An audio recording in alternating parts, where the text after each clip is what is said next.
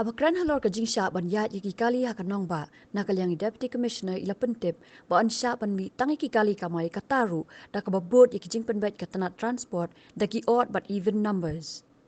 Lakhang ban say yiki kali shimet henry like not tangi tu badon kam jing sumar ni ki bahap ban like I inject tika ya da COVID-19.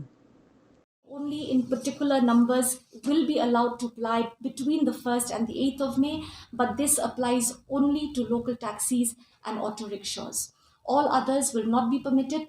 Buses and other vehicles which are transporting essential commodities will be getting passes from the exit district, from the exit block or district or subdivision, or from our office.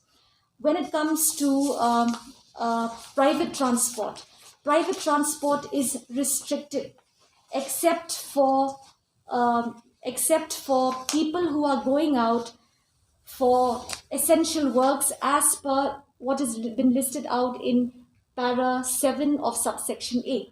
Under this, it says movement only for the following purposes is permitted: on self-declaration, that is healthcare services, emergency services, and vaccination. Anyone who needs to go to the hospital, anyone who needs to go for dialysis, for chemotherapy, to deliver a child, please don't be anxious or stressed that we will not get a pass. Go ahead.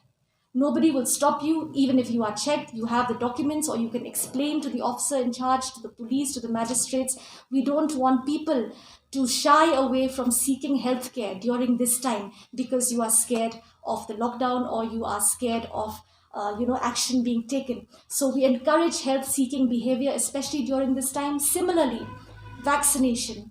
Anyone who wants to be vaccinated, please head to the closest center which is there. Already we have a list of 50 to 60 sites which will be carrying out vaccination, and these are located near the community, near the locality, in community centers, in PHCs, CHCs.